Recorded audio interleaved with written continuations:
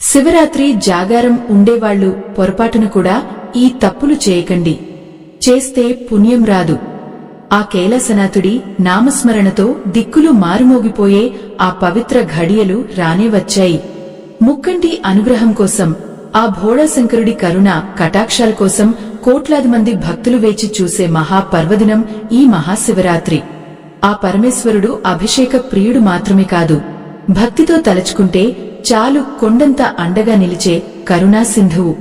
ఓ భక్తులారా, ఆత్మ బంధువులారా, శివరాత్రి రోజున మనం చేసే ఉపవాసం, జాగారం వెనుక ఒక అద్భుతమైన పరమార్థం దాగి ఉంది.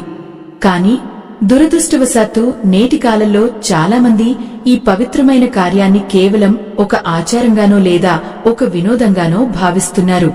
ఈ చిన్న పొరపాట్ల వల్ల మీరు పడే శ్రమ అంతా వృధా అయిపోవడమే కాకుండా పుణ్యానికి బదులు దోషం చుట్టుకునే ప్రమాదం ఉంది. ఈ శివరాత్రి మీ జీవితంలో ఒక వెలుగును నింపాలన్నా, మీ కోరికలు ఆ మహాదేవుడికి చేరాలన్నా, మీరు చేసే ఈ జాగారం ఆ పరమశివుడికి ప్రీతిపాత్రం కావాలి. సగం తెలిసిన జ్ఞానం ఎప్పుడూ ప్రమాదకరం.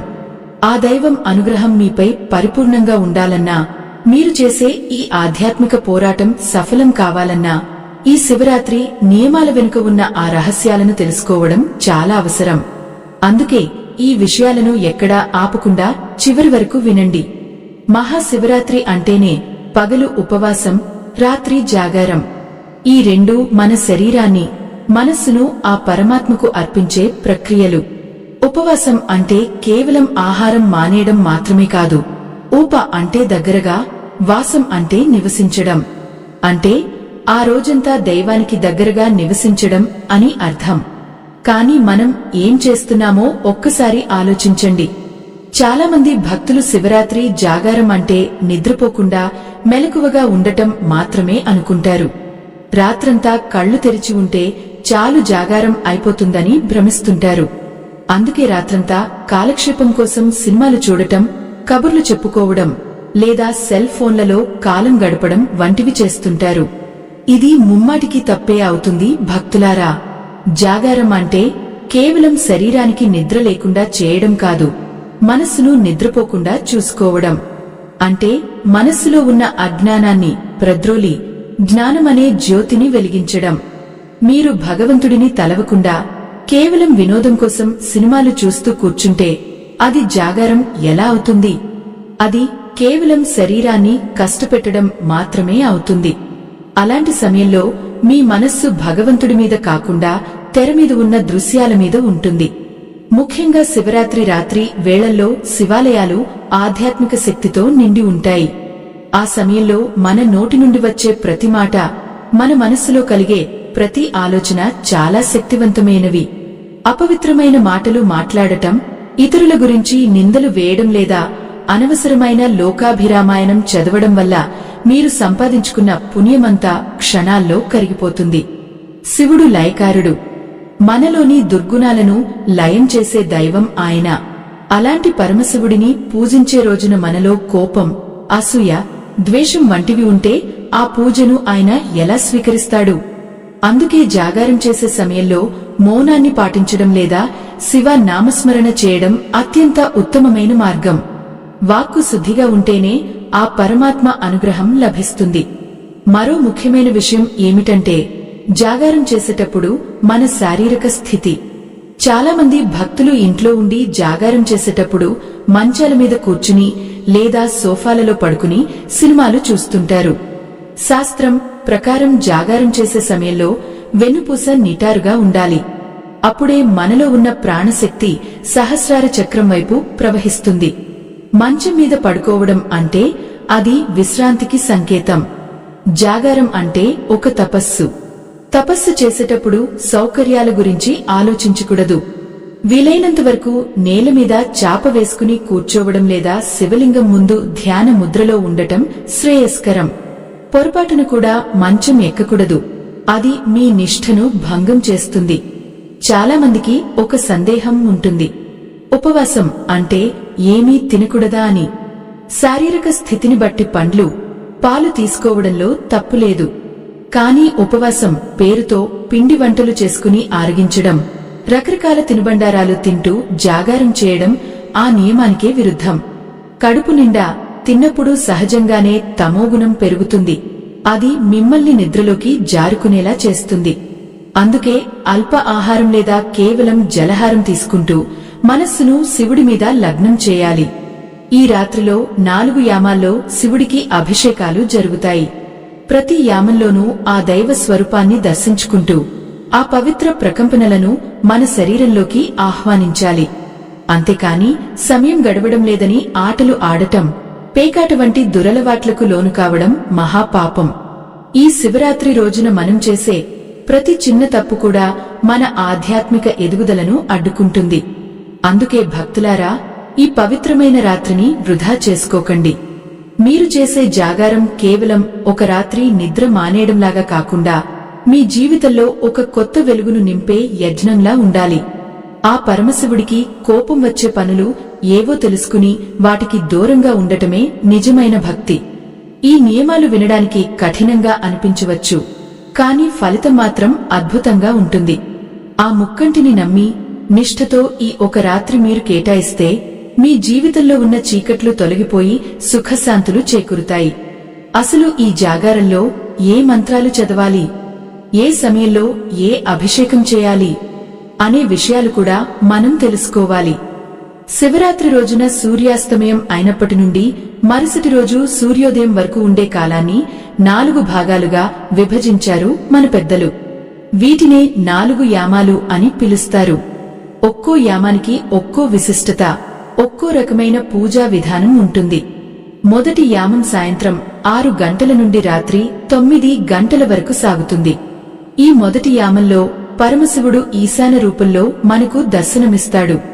ఈ సమయంలో భక్తజనులంతా కలిసి భజనలు చేస్తూ శివ నామస్మరణతో ఆవరణను పవిత్రం చేయాలి. మొదటి యామంలో స్వామివారికి పంచామృతాలతో అభిషేకం చేయడం ఎంతో ఉత్తమం. పాలు, పెరుగు, నెయ్యి, తేనె, పంచదార కలిపిన ఈ మిశ్రమంతో అభిషేకిస్తుంటే మనలోని పంచేంద్రియాలు ఆ దైవ చింతనలో లీనమవుతాయి.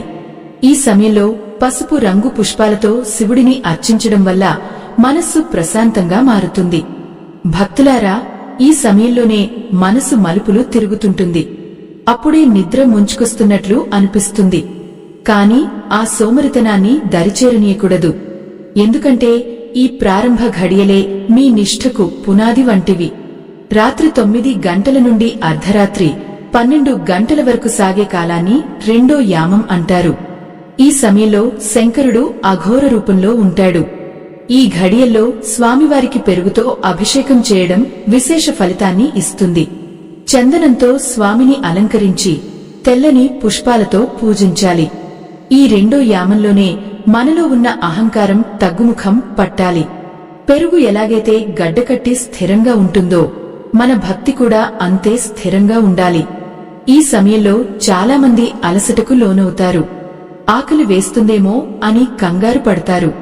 కాని గుర్తుంచుకోండి, ఆ హాలాహల భక్షకుడు లోకాన్ని రక్షించడానికి ప్రాణాలను పణంగా పెట్టినప్పుడు మనం ఆయన కోసం ఒక రాత్రి ఆహారం మానేయలేమా అని ఆలోచించాలి. ఇక అర్ధరాత్రి 12 గంటల నుండి తెల్లవారుజామున 3 గంటల వరకు ఉండే మూడో యామం అత్యంత శక్తివంతమైనది. దీనినే లింగోద్భవ కాలం అని కూడా అంటారు. ఈ సమయంలోనే పరమశివుడు ఒక మహా అగ్ని స్తంభంలా ఆవిర్భవించాడు. ఈ మూడో యామంలో స్వామి వదనం వామదేవ రూపంతో వెలుగుతుంటుంది. ఈ పవిత్ర సమయంలో తేనెతో అభిషేకం చేయడం వల్ల మన జీవితాల్లో తీపి పెరుగుతుంది, అంటే సంతోషం కలుగుతుంది. మారేడు దళాలతో స్వామిని అర్చించడం వల్ల జన్మజన్మల పాపాలు తొలగిపోతాయి. మూడో యామంలో చేసే ధ్యానం 1,000,000 రెట్ల ఫలితాన్ని ఇస్తుంది. ఈ సమయంలో చుట్టూ ఉన్న గాలి కూడా శివమయం అవుతుంది. భక్తులారా, ఈ అర్ధరాత్రి వేళలో పొరపాటున కూడా అపవిత్రమైన ఆలోచనలు చేయకూడదు. మౌనంగా ఉండి కేవలం ఓం నమఃశివాయ అనే పంచాక్షరి మంత్రాన్ని మనసులో జపించాలి. ఈ సమయంలోనే మన శరీరంలోని నాడులు ఉత్తేజితం అవుతాయి.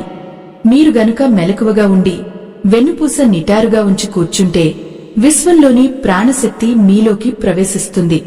చాలామంది ఈ సమయంలోనే నిద్రకు ఓడిపోతుంటారు. కళ్ళు మూతలు పడుతుంటే ఏదో ఒక సినిమా చూడటమో లేదా పక్కవారిని పలకరించడమో చేస్తుంటారు. కాని అది జాగారం అనిపించుకోదు. నిద్ర రాకుండా ఉండాలంటే శివ తాండవ స్తోత్రాన్ని పఠించండి.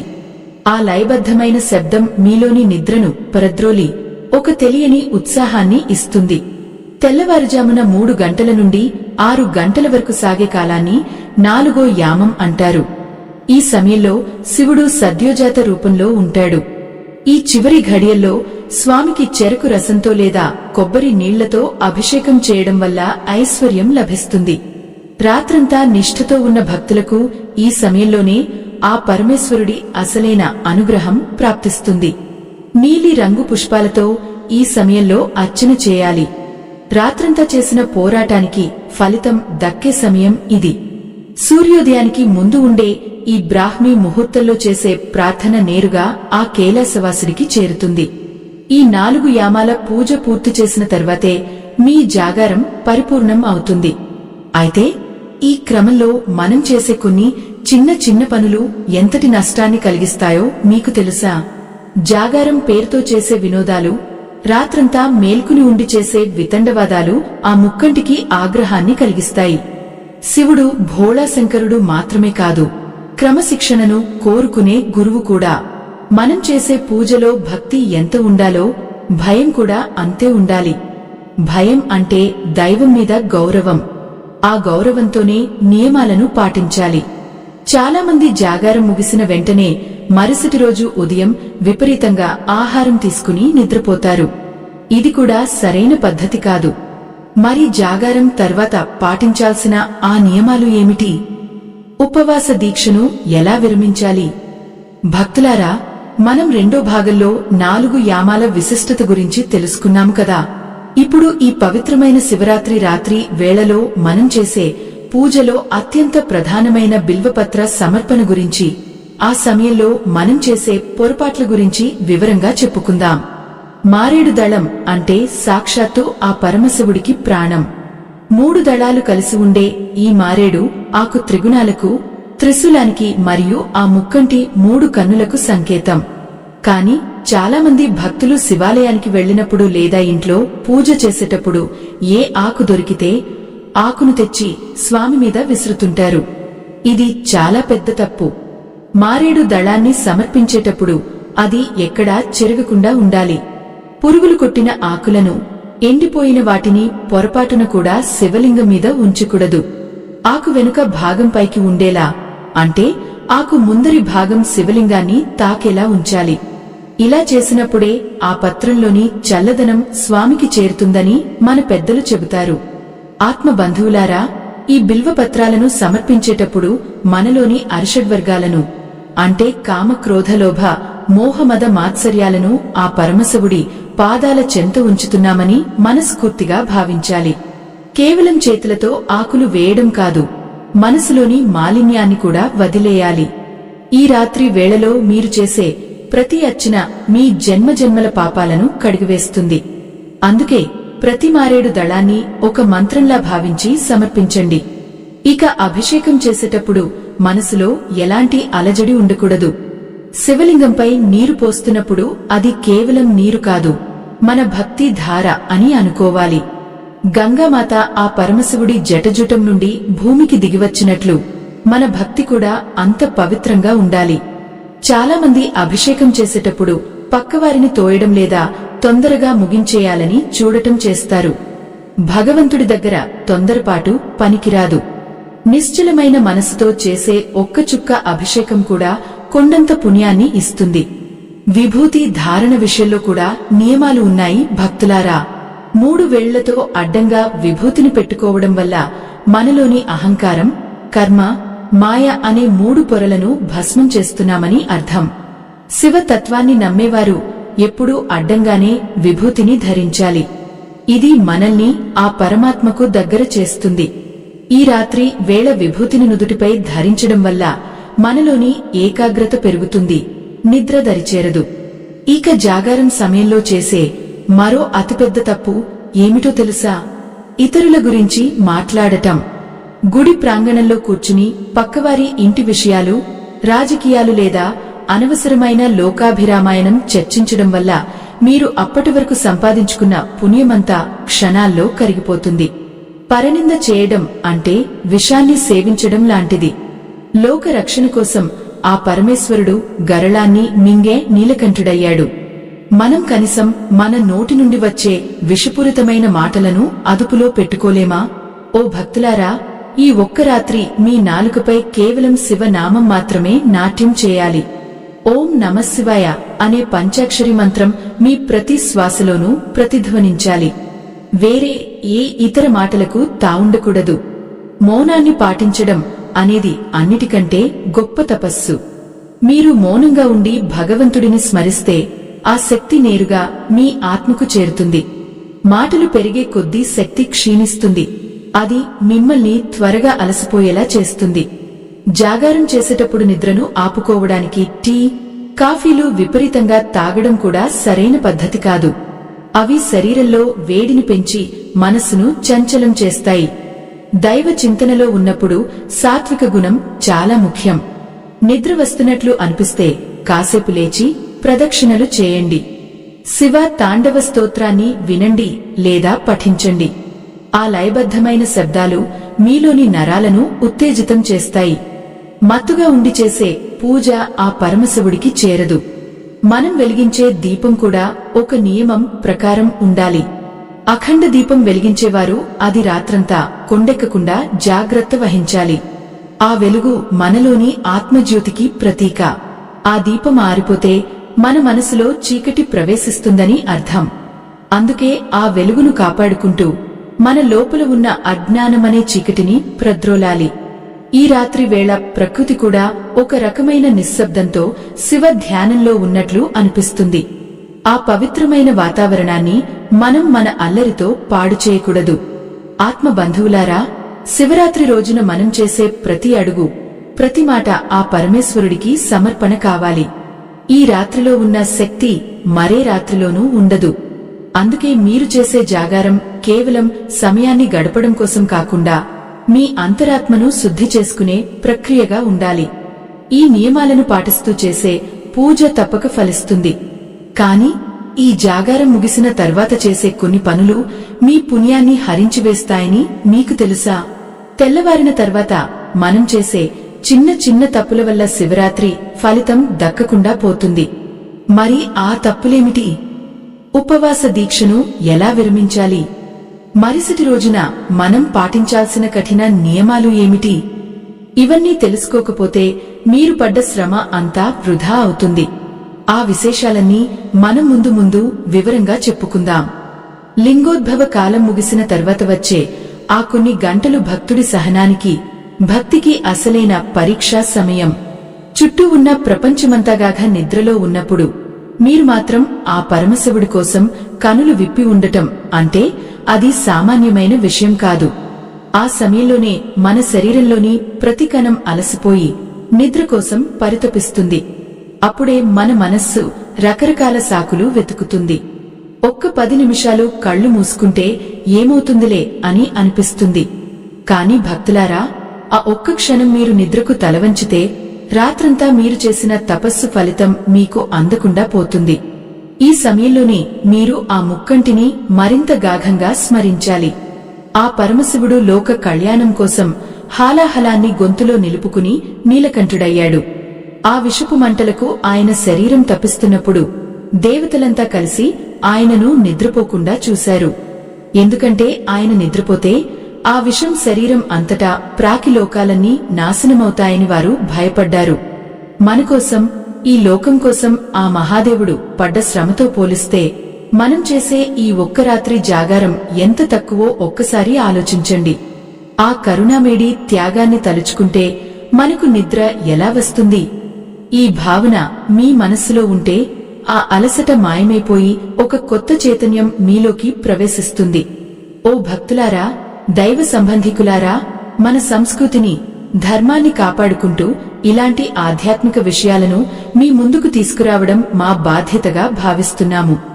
మా ఈ ధర్మ యజ్ఞానికి మీ వంతు సహాయం చేయడానికి వీడియో చివర్లో ఇవ్వబడిన స్కానర్ ద్వారా మీ శక్తి మేరకు విరాళం అందించండి. మీ ఇచ్చే ప్రతి పైసా ధర్మ ప్రచారానికి ఎంతో తోడ్పడుతుంది. శివరాత్రి రోజున జాగారం ముగియగానే చాలామంది చేసే పొరపాటు ఏమిటంటే సూర్యోదయం కాగానే వెంటనే వెళ్లి పక్కమీద వాలిపోతారు. ఇది అత్యంత దోషపూరితమైన పని. జాగారం అంటే కేవలం రాత్రి మేల్కొనడం మాత్రమే కాదు, మరుసటి రోజు సూర్యాస్తమయం వరకు నిద్రపోకుండా ఉండటమే నిజమైన జాగారం అని మన శాస్త్రాలు ఘోషిస్తున్నాయి. రాత్రంతా మేల్కొని ఉండి ఉదయాన్నే నిద్రపోవడం వల్ల ఆ రాత్రంతా మీరు పొందిన ఆధ్యాత్మిక శక్తి వృధా అయిపోతుంది. సూర్యోదయం తర్వాత కూడా కనీసం మధ్యాహ్నం వరకు నిద్రపోకుండా ఆ శివ నామస్మరణలోనే గడపాలి. అప్పుడే ఆ తపస్సు యొక్క పూర్తి ఫలితం మీ శరీరానికి, ఆత్మకు అందుతుంది. మరో ముఖ్యమైన నియమం ఏమిటంటే ఉపవాస విరమణ. జాగారం ముగిసిన తర్వాత చేసే భోజనాన్ని పారణ అంటారు. ఈ పారణ చేసే సమయంలో కూడా కొన్ని నియమాలు పాటించాలి. రాత్రంతా ఏమీ తినకుండా ఉన్నాం కదా అని ఉదయాన్నే విపరీతమైన నూనె పదార్థాలు, కారంగా ఉండే వంటకాలు తినకూడదు. ఇలా చేయడం వల్ల మీ ఆరోగ్యం దెబ్బతినడమే కాకుండా మీ మనస్సులోని సాత్విక భావం నశించిపోతుంది. పారణ సమయంలో సాత్వికమైన ఆహారాన్ని, అంటే తక్కువ మసాలాలు ఉన్న అన్నం, పప్పు వంటివి తీసుకోవాలి. అలాగే భోజనం చేసే ముందు ఖచ్చితంగా ఒక అతిథికి లేదా ఆకలితో ఉన్నవారికి అన్నదానం చేయడం అత్యంత పుణ్యప్రదం. శివరాత్రి జాగారం చేసిన వారు మరుసటి రోజున మాంసాహారం గాని మద్యం గాని ముట్టుకోకూడదు. కొందరు జాగారం అయిపోయింది కదా అని సాయంత్రం వేళ విందు వినోదాల్లో మునిగిపోతుంటారు. అది మీరు చేసిన మహా పుణ్యాన్ని బూడిదలో పోసిన పన్నీరులా చేస్తుంది. ఆ రోజంతా పవిత్రంగా ఉండటం ముఖ్యం. జాగారం చేసేటప్పుడు మనస్సును నియంత్రించుకోవడం ఎంత ముఖ్యమో ఇంద్రియాలను అదుపులో ఉంచుకోవడం కూడా అంతే ముఖ్యం. కళ్లతో పవిత్రమైన దృశ్యాలను చూడాలి, చెవులతో దైవ నామాన్ని వినాలి. కాని ఈ రోజుల్లో చాలామంది సెల్ ఫోన్లలో అసభ్యకరమైన వీడియోలు చూస్తూ లేదా సోషల్ మీడియాలో కాలక్షేపం చేస్తూ జాగారం చేస్తున్నారు. ఇలాంటి పనులు ఆ పరమశివుడికి ఆగ్రహాన్ని కలిగిస్తాయి. మీరు భగవంతుడి ముందర కూర్చుని ఇలాంటి పనులు చేయడం అంటే ఆయనను అవమానించడమే. మనస్సులో భక్తి లేని ఏ క్రియ అయినా అది కేవలం ప్రదర్శన మాత్రమే అవుతుంది. ఆ భోళాశంకరుడు బాహ్య వేషధారణను చూడడు, మీ అంతరాత్మలోని శుద్ధిని మాత్రమే చూస్తాడు. అందుకే భక్తులారా, ఈ శివరాత్రిని మీ జీవితంలో ఒక గొప్ప మలుపుగా మార్చుకోండి. అనవసరమైన మాటలకు, వ్యర్థమైన ఆలోచనలకు స్వస్తి చెప్పి ఆ మహాదేవుడి పాదాల చెంత మీ మనస్సును లగ్నం చేయండి. ఈ రాత్రి మీరు చేసే ప్రతి శివనామ జపం మీ జీవితంలోని చీకట్లను తొలగించి జ్ఞానమనే జ్యోతిని వెలిగిస్తుంది. అయితే ఈ జాగారంలో ఇంకా కొన్ని రహస్యాలు ఉన్నాయి. శివుడికి అత్యంత ప్రీతిపాత్రమైన అభిషేక ద్రవ్యాల వెనుక ఉన్న పరమార్థం ఏమిటి? ఏ కోరిక ఉన్నవారు ఏ ద్రవ్యంతో అభిషేకం చేయాలి? ఈ విషయాలన్నీ తెలుసుకుంటే మీ పూజ మరింత ఫలవంతం అవుతుంది. ఆ విశేషాల గురించి మనం తర్వాతి భాగంలో మాట్లాడుకుందాం. ఆ ముక్కంటిని అభిషేకించడానికి మనం వాడే ప్రతి ద్రవ్యానికి ఒక విశిష్టమైన అంతరార్థం ఉంది. శివలింగం అంటే కేవలం ఒక రాయి కాదు, అది అనంతమైన శక్తికి సంకేతం. ఆ శక్తిని మనం పవిత్రమైన ద్రవ్యాలతో అభిషేకించినప్పుడు మనలోని మాలిన్యం తొలగిపోయి మన ఆత్మ ప్రకాశిస్తుంది. శివయ్యకు చేసే అభిషేకాల్లో అన్నిటికంటే ముఖ్యమైనది గంగాజలం. గంగమ్మను తన జటజుటల్లో ధరించిన ఆ పరమశివుడికి శుద్ధమైన జలంతో అభిషేకం చేయడం వల్ల మన మనస్సులోని అలజడి తగ్గి శాంతి లభిస్తుంది. పవిత్రమైన ఆవు పాలతో ఆ భోళాశంకరుడిని అభిషేకించడం వల్ల మనకు ఆరోగ్యం, దీర్ఘాయువు ప్రాప్తిస్తాయి. పాలు సాత్విక గుణానికి ప్రతీక. మనలోని క్రోధాన్ని, ఆవేశాన్ని తగ్గించి మనల్ని శాంతమూర్తులుగా మార్చమని ఆ శంకరుడిని వేడుకుంటూ పాలతో అభిషేకం చేయాలి. చాలామంది భక్తులు ప్యాకెట్ పాలను వాడుతుంటారు. కాని సాధ్యమైనంత వరకు స్వచ్ఛమైన ఆవు పాలను సేకరించడం ఉత్తమం. దైవ కార్యంలో మనం ఎంత శ్రద్ధ చూపిస్తే అంతటి ఫలితం దక్కుతుంది. పెరుగుతో చేసే అభిషేకం వల్ల మన జీవితంలో స్థిరత్వం ఏర్పడుతుంది. సంతానం లేనివారు భక్తితో పెరుగుతో అభిషేకం చేస్తే సత్సంతానం కలుగుతుందని మన పురాణాలు చెబుతున్నాయి. పెరుగు గడ్డకట్టి ఎలాగైతే స్థిరంగా ఉంటుందో మన బుద్ధి కూడా చలించకుండా ఆ పరమాత్మ వైపు మళ్లాలని మనం ప్రార్థించాలి. అలాగే తేనెతో చేసే అభిషేకం వల్ల మన వాక్కులో మాధుర్యం పెరుగుతుంది. మన మాటలు ఇతరులను బాధపెట్టకుండా అందరికీ ఇష్టమయ్యేలా ఉండాలని కోరుకుంటూ ఈ అభిషేకం చేయాలి. ఆత్మ బంధువులారా, నెయ్యితో చేసే అభిషేకం వల్ల మోక్షమార్గం సుగమం అవుతుంది. నెయ్యి యజ్ఞానికి ప్రతీక. మన జీవితమే ఒక యజ్ఞం అని భావించి మనలోని అహంకారాన్ని ఆ పరమశివుడికి అర్పించాలి. చెరకు రసంతో అభిషేకం చేయడం వల్ల లక్ష్మీ కటాక్షం కలుగుతుంది. ఆర్థిక ఇబ్బందులతో సతమతమయ్యే భక్తులు ఈ శివరాత్రి వేళ భక్తితో చెరకు రసంతో ఆ ముక్కంటిని పూజిస్తే వారి దారిద్ర్యం తొలగిపోయి ఐశ్వర్యం ప్రాప్తిస్తుంది. అయితే భక్తులారా, ఇక్కడ మనం ఒక ముఖ్యమైన విషయం గమనించాలి. ఈ అభిషేక ద్రవ్యాలన్నీ బయటి శుద్ధి కోసం మాత్రమే కాదు, ఇవి మన లోపలి మార్పుకు సంకేతాలు. మీరు ఎన్ని లీటర్ల పాలు పోసినా మీ మనసులో మాత్రం అసూయ, ద్వేషం ఉంటే ఆ పూజ వల్ల ఎటువంటి ప్రయోజనం ఉండదు. ఆ ద్రవ్యాల పవిత్రత మీ ఆలోచనల్లో కూడా ఉండాలి.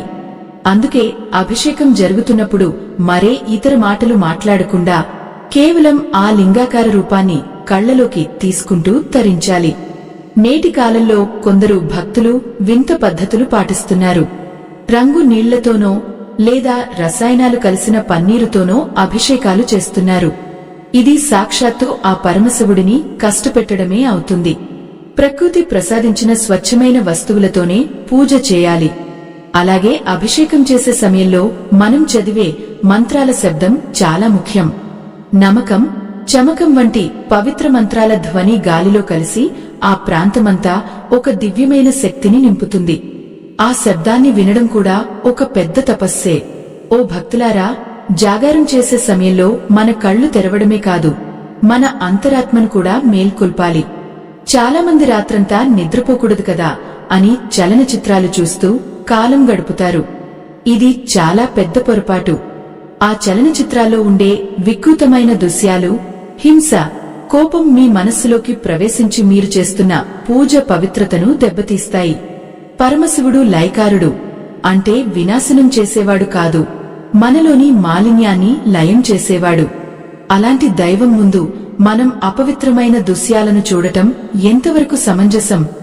జాగారం అంటే అర్థం తెలుసుకోండి. జాగరం అంటే మేల్కుని ఉండటం. దేని నుండి మేల్కోవాలి? ఈ ప్రాపంచిక మాయ నుండి, మోహం నుండి మేల్కోవాలి.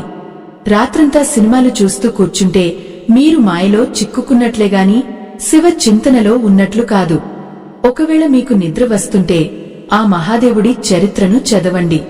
ఆయన లీలలను స్మరించుకోండి. మీ తోటి భక్తులతో కలిసి ఆ పరమాత్మ గొప్పతనాన్ని గురించి చర్చించండి.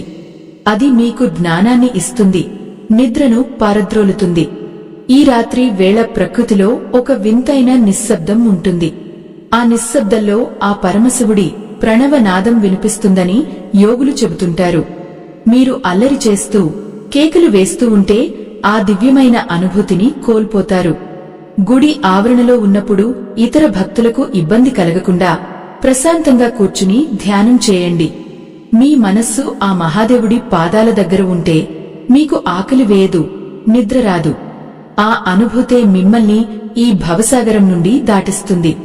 చాలామంది భక్తులు శివరాత్రి రోజున ఉపవాసం ఉండి రాత్రంతా జాగారం చేసి మరుసటి రోజు ఉదయాన్నే ఏదో ఒక తప్పు చేసి పుణ్యాన్ని పోగొట్టుకుంటారు.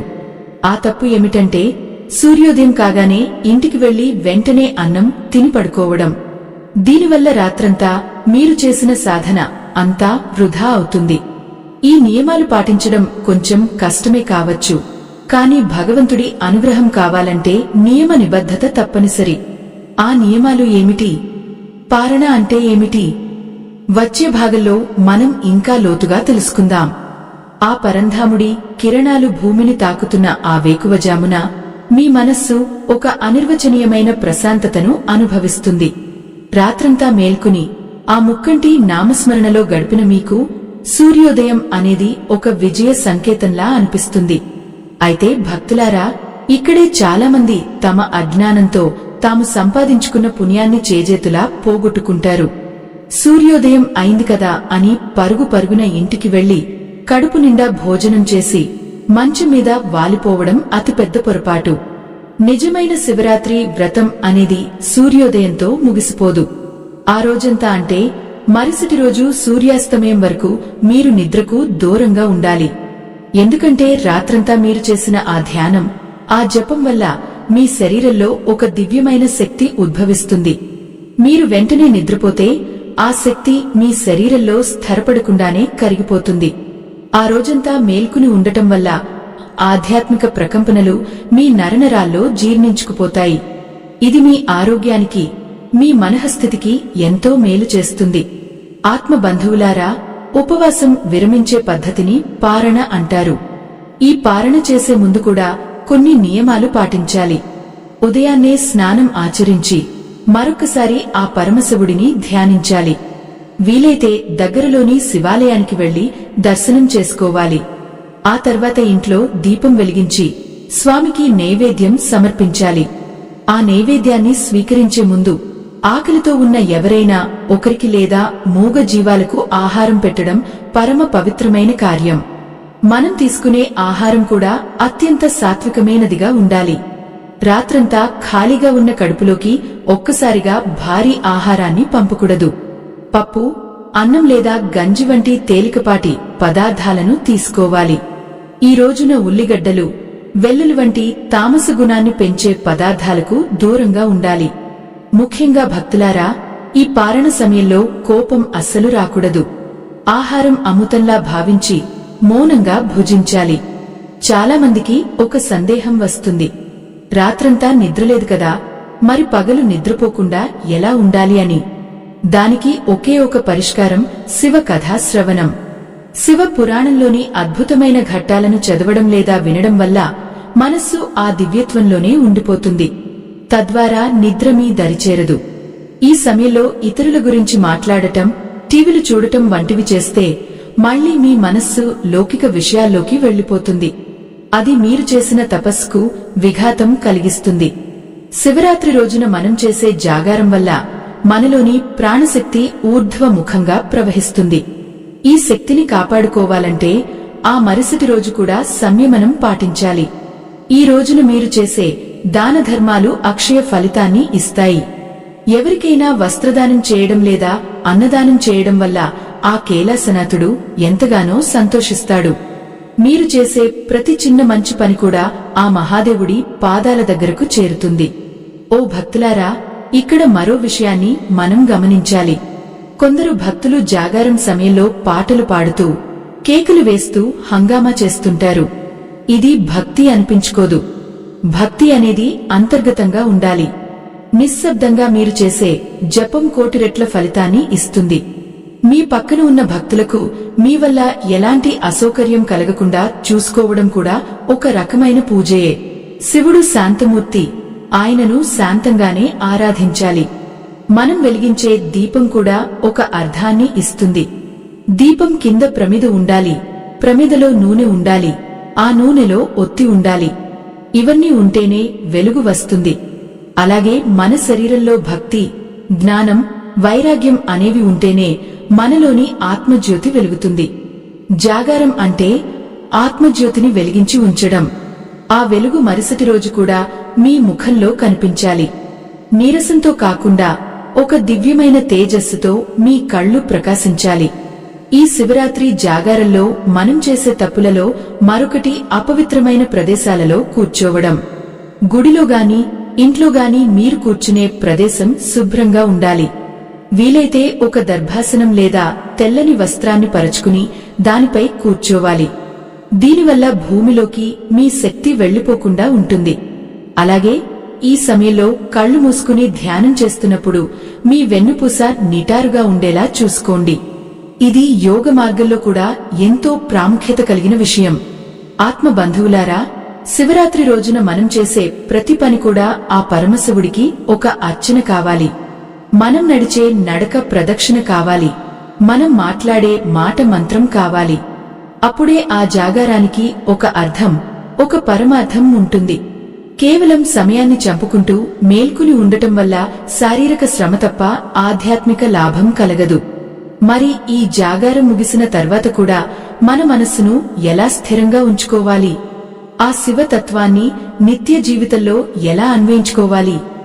శివయ్యను కొలిచే ఈ పవిత్రమైన రాత్రిలో మన శ్వాస ఆ పరమశివుడి మంత్రంతో లయబద్ధంగా సాగాలి. ఓ భక్తులారా, ఈ పంచాక్షరి మంత్రం కేవలం కొన్ని అక్షరాల కలయిక కాదు. అది ఈ సృష్టిలోని పంచభూతాలకు ప్రతీక. నమఃశివాయ అనే మంత్రంలో న అంటే పృథ్వీ, మ అంటే నీరు, సి అంటే అగ్ని, వా అంటే వాయువు, య అంటే ఆకాశమని అర్థం. ఈ నామాన్ని స్మరిస్తున్నప్పుడు మనలోని ఈ 5 తత్వాలు శుద్ధి చేయబడతాయి. కాని నేటి కాలంలో చాలామంది జాగారం అంటే చేతిలో చరవాణి పట్టుకుని సామాజిక మాధ్యమాల్లో రకరకాల దృశ్యాలు చూడటం అనుకుంటున్నారు. ఇది ఆ పరమశివుడికి ఎంతో ఆగ్రహం కలిగించే విషయం. మనం ఒక పక్క దైవ స్మరణ చేస్తున్నామని చెప్తూనే మరోపక్క అనవసరమైన లోక విషయాలలో మనసును పోనివ్వడం అంటే ఆ ముక్కంటిని మోసం చేయడమే. ఆ దేవుడి ఎదుట కూర్చుని పక్కవారి గురించి తప్పుడు మాటలు మాట్లాడటం, ఎవరినో విమర్శించడం వంటివి చేస్తే మీరు పడ్డ శ్రమ అంతా వృధా అయిపోతుంది. గుర్తుంచుకోండి భక్తులారా, శివుడు శ్మశానవాసి. అంటే మనలోని శ్మశానం లాంటి అజ్ఞానాన్ని, అహంకారాన్ని బూడిద చేసేవాడు. ఆయన ముందు మనం అబద్ధాలు ఆడినా, కపట బుద్ధితో ఉన్నా ఆ ఫలితం దక్కదు సదా కదా. పైగా పాపం చుట్టుకుంటుంది. జాగారం చేసేటప్పుడు మన మనస్సు అద్దంలా స్వచ్ఛంగా ఉండాలి. ఎవరి మీదైనా కోపం ఉంటే దానిని ఈ రాత్రికి వదిలేయండి. క్షమించడం అనేది ఆ శివతత్వంలో ఒక భాగం. చాలామంది రాత్రి వేళ సమయం గడవడం లేదని ఆటలు ఆడటం, ముఖ్యంగా పేకాట వంటి అలవాట్లకు లోనవుతుంటారు. ఇది అత్యంత దారుణమైన నేరం. పవిత్రమైన శివరాత్రి రోజున ఇలాంటి పనులు చేయడం అంటే సాక్షాత్తు ఆ పరమేశ్వరుడిని అవమానించడమే. ఇలాంటి తప్పులు చేస్తే పుణ్యం రాకపోగా ఆ దైవ ఆగ్రహానికి గురికావలసి వస్తుంది. జీవితంలో కష్టాలు పెరగడానికి ఇలాంటి అపసవ్య పనులే కారణం అవుతాయి. ఆత్మబంధువులారా, ఈ రాత్రి వేళలో మీరు చేసే ప్రార్థన మీ ఒక్కరి కోసమే కాకుండా లోక కళ్యాణం కోసం కూడా ఉండాలి. అందరూ సుఖంగా ఉండాలి, అందరూ బాగుండాలి అనే ఉన్నతమైన ఆలోచన మీలో కలగాలి.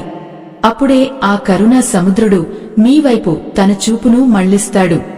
శివరాత్రి రోజున భక్తులు చేసే మరో తప్పు ఏమిటంటే, నిద్ర వస్తోంది కదా అని బలవంతంగా కళ్లు తెరిచిపెట్టి మనసులో విసుగు చెందడం.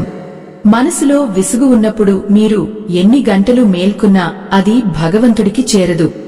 భక్తి అనేది ప్రేమతో కూడినదే ఉండాలి. అలసట వచ్చినప్పుడు ఆ శివ తాండవ స్తోత్రాన్ని గట్టిగా వినండి. ఆ ధ్వని మీలో కొత్త ఉత్సాహాన్ని నింపుతుంది. ఈ చివరి గంటలు అత్యంత కీలకం. రాత్రంతా ఓపిక పట్టిన మీరు ఇప్పుడు అలసిపోయి తలవంచకూడదు. సూర్యోదయానికి ముందు ఉండే ఆ కాలం దేవతలు నడిచే కాలం. ఈ సమయంలో మీరు చేసే మౌన ధ్యానం మీ జన్మ జన్మల కర్మలను ప్రక్షాళన చేస్తుంది. ప్రతి నిమిషం విలువైనదే. ప్రతి క్షణం ఆ శివయ్య నామంతో నిండి ఉండాలి. తెల్లవారిన తర్వాత కూడా మీరు ఆ ప్రశాంతతను కాపాడుకోవాలి. ఇంటికి వెళ్లిన తర్వాత కూడా ఎవరితోనూ గొడవ పడకూడదు. శాంతంగా ఉండి మీ వ్రతాన్ని పూర్తి చేయాలి. రేపటి ఉదయం మీరు ఒక కొత్త మనిషిలా మేల్కోవాలి. జాగారం చేసేటప్పుడు మరొక ముఖ్యమైన విషయం ఏమిటంటే, దీపం వెలిగించే ప్రదేశం. దీపం ఎప్పుడూ నేల మీద పెట్టకూడదు. దాని కింద ఒక పీటగాని, ఆకుగాని ఉండాలి. ఆ దీపపు వెలుగులో శివుడిని దర్శించుకోవాలి. మీలో ఉన్న నెమ్మది, ఓర్పు ఆ ముక్కంటికి ఇచ్చే నిజమైన నైవేద్యం. కడుపు నిండా తిని పడుకోవడం ఎలాగో అందరూ చేస్తారు. కాని కడుపుని ఖాళీగా ఉంచి మనసును నిండుగా ఉంచుకోవడం ఒక్క భక్తుడికే సాధ్యం. ఈ రాత్రి గడిచే కొద్దీ మీలోని ప్రాణశక్తి శిరస్సు వైపు ప్రవహిస్తుంది. దీనిని యోగశాస్త్రం ప్రకారం ఎంతో గొప్పగా చెబుతారు. ఈ శక్తిని వృధా చేయకండి. శివనామమనే అమృతాన్ని గ్రోలండి. ఆ పరమశివుడు మీ తోడే ఉంటాడు. ఆయనే మీకు మార్గదర్శి. ఈ రాత్రి మీరు పడే ప్రతి కష్టం మీ జీవితంలో ఒక సుఖవంతమైన రేపటిని ఇస్తుంది. నమ్మకంతో ముందడుగు వేయండి. మరి ఈ వ్రతం పూర్తయిన తర్వాత మనం పొందే అసలైన ఫలమేమిటి? శివరాత్రి జాగారం చేసిన భక్తులకు లభించే ఆ అద్భుతమైన మార్పులు ఏమిటి? చివరగా మనం గుర్తుంచుకోవాల్సిన అతి ముఖ్యమైన హెచ్చరిక ఏమిటి? వీటన్నింటి గురించి మన చివరి భాగంలో మాట్లాడుకుందాం. ఆ ముక్కంటిని తలుచుకుంటూ ఈ యాత్రను ముగింపు దిశగా తీసుకెళ్దాం. శివరాత్రి జాగారం ఉండేవాళ్లు పొరపాటున కూడా ఈ తప్పులు చేయకండి. చేస్తే పుణ్యం రాదు. ఆ ప్రాతకాలపు కిరణాలు భూమిని ముద్దాడుతున్న వేళ మీ అంతరాత్మలో ఒక తెలియని ప్రశాంతత ఆవరించి ఉంటుంది. రాత్రంతా ఆ ముక్కంటి నామస్మరణలో ఆ పవిత్ర ప్రకంపనల మధ్య గడిపిన మీకు ఈ సూర్యోదయం ఒక కొత్త జన్మలా అనిపిస్తుంది. ఓ భక్తులారా, జాగారం ముగియగానే మన బాధ్యత తీరిపోలేదు. ఈ 8వ భాగంలో మనం ఈ వ్రత సమాప్తి గురించి, ఆ పరమశివుడి పరిపూర్ణ అనుగ్రహం మనకు ఎలా దక్కుతుందో అత్యంత భక్తితో తెలుసుకుందాం. నిజమైన శివభక్తుడికి శివరాత్రి అనేది కేవలం ఒక రోజుతో ముగిసిపోయే వేడుక కాదు. అది ఒక జీవన విధానానికి ఆరంభం కావాలి. రాత్రంతా మీరు అదుపులో ఉంచుకున్న మీ ఇంద్రియాలు, మీ మనస్సు ఆ మరుసటి రోజు కూడా అదే స్థితిలో ఉండాలి. చాలామంది జాగారం పూర్తి కాగానే, అంటే సూర్యోదయం అవ్వగానే తమ పాత అలవాట్లలోకి జారిపోతుంటారు. కఠినమైన మాటలు మాట్లాడటం, అనవసరమైన గొడవలకు దిగడం వంటివి చేస్తుంటారు. ఇది మీరు రాత్రంతా సంపాదించిన పుణ్య ఫలాన్ని హరించివేస్తుంది. ఆత్మబంధువులారా, ఈ శుభ ఘడియల్లో మనం తీసుకునే ఆహారం గురించి మరోసారి చెప్పుకుందాం. ఉపవాస దీక్షను విరమించే సమయంలో, అంటే పారణ చేసేటప్పుడు మొదటగా ఆ పరమేశ్వరుడికి కృతజ్ఞతలు చెప్పుకోవాలి. నాకు ఈ తపస్సు చేసే శక్తిని ఇచ్చినందుకు ధన్యవాదాలు స్వామి అని మనస్ఫూర్తిగా అనుకోవాలి. ఆ తర్వాతే తీర్థ ప్రసాదాలు స్వీకరించాలి. ఈ సమయంలో మీరు భుజించే అన్నం కేవలం ఆహారం కాదు, అది ఆ భోళాశంకరుడు ప్రసాదించిన మహాప్రసాదం. ఈ మంచి మాటలు వినే ముందు ఒక చిన్న విన్నపం. సమాజంలో ఆధ్యాత్మికతను పెంపొందించడానికి, మన ధర్మాన్ని ప్రతి ఇంటికి చేరవేయడానికి మేము చేస్తున్న ఈ చిన్న ప్రయత్నానికి మీ వంతు సహకారం అందించండి. వీడియో చివర్లో ఉన్న స్కానర్ ద్వారా మీ శక్తి మేరకు విరాళం అందించి మా ఈ ధర్మ యజ్ఞంలో భాగస్వాములు కావాలని కోరుతున్నాము. మీ ఇచ్చే ప్రతి రూపాయి సన్మార్గ ప్రచారానికి ఎంతో ఓతాన్ని ఇస్తుంది. మహాశివరాత్రి జాగారం వల్ల కలిగే ఫలితం సామాన్యమైనది కాదు. పురాణాల ప్రకారం ఒక్క శివరాత్రి నిష్ఠగా జాగారం చేసిన వారు కొన్ని వేల ఏళ్ల తపస్సు చేసిన ఫలితాన్ని పొందుతారు. అయితే ఆ ఫలితం దక్కాలంటే మనం చేసిన పూజలో నిష్కపటమైన భక్తి ఉండాలి. శివుడు కేవలం ఒక రూపం కాదు, ఆయన ప్రతి జీవిలోనూ ఉన్న ఆత్మస్వరూపం. అందుకే తోటి మనుషులను గౌరవించడం, ఆపదలో ఉన్నవారికి సాయం చేయడం కూడా శివ పూజ కిందకే వస్తుంది. భక్తులారా, ఈ వ్రతం ముగిసిన తర్వాత కూడా మీ నిత్య జీవితంలో కనీసం 5 నిమిషాల పాటు శివ ధ్యానం చేయడానికి ప్రయత్నించండి. ఆ ఒక్క రాత్రి మీరు పొందిన శక్తిని ఏడాది పొడవునా కాపాడుకోవాలి. మనస్సు ఎప్పుడైనా చంచలమైనప్పుడు, కష్టాలు ఎదురైనప్పుడు ఆ శివరాత్రి నాడు మీరు అనుభవించిన ఆ ప్రశాంతతను గుర్తు తెచ్చుకోండి. ఆ ముక్కంటి మీ వెంటే ఉండి మిమ్మల్ని నడిపిస్తాడనే నమ్మకం మీలో కొండంత ధైర్యాన్ని నింపుతుంది. చాలామంది అడుగుతుంటారు, మేము తెలియక కొన్ని తప్పులు చేశాము, మరి మాకు పుణ్యం రాదా అని. ఆ భోళాశంకరుడు అపరమైన కరుణ కలిగినవాడు. మనం తెలిసి చేసే తప్పులకే ఆయన శిక్షిస్తాడు, కాని తెలియక చేసే పొరపాట్లను క్షమిస్తాడు. అయితే ఒకసారి తప్పు అని తెలుసుకున్న తర్వాత దానిని మళ్లీ చేయకుండా ఉండటమే నిజమైన పశ్చాత్తాపం. ఈ శివరాత్రి మీకు ఆ విచక్షణ జ్ఞానాన్ని ప్రసాదించాలని కోరుకుందాం. ఓ భక్తులారా, ఈ 8 భాగాల ప్రయాణంలో మనం శివరాత్రి విశిష్టతను, నియమాలను, ఆచరించాల్సిన పద్ధతులను వివరంగా తెలుసుకున్నాము. ఈ విషయాలను కేవలం వినడమే కాకుండా మీ జీవితంలో ఆచరిస్తారని ఆశిస్తున్నాను. ధర్మం వైపు నడిచే వారికి ఎప్పుడూ విజయం వరిస్తుంది. ఆ కైలాసవాసుడు మీ కుటుంబానికి ఆయురారోగ్యాలను, అష్టైశ్వర్యాలను ప్రసాదించాలని, మీ మనస్సు ఎప్పుడూ శాంతితో విరాజిల్లాలని మనస్ఫూర్తిగా కోరుకుంటున్నాను. ప్రకృతిలోని ప్రతి అణువులోనూ ఆ శివతత్వం నిండి ఉంది. మనం పీల్చే గాలి, మనం చూసే వెలుగు అంతా ఆ పరమేశ్వరుడి మాయే. ఈ సత్యాన్ని గ్రహించినవాడు ఎప్పుడూ దుఃఖించడు.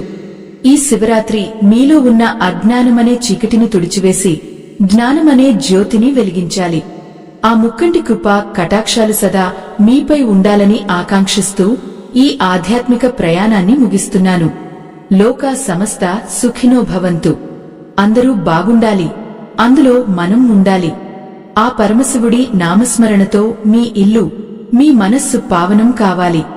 మీరు చేసే ప్రతి అడుగు ధర్మ మార్గంలో సాగాలి.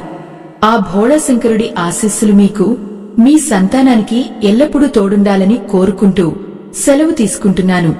ఓం నమఃశివాయ. ఓం శాంతి శాంతి శాంతం హ.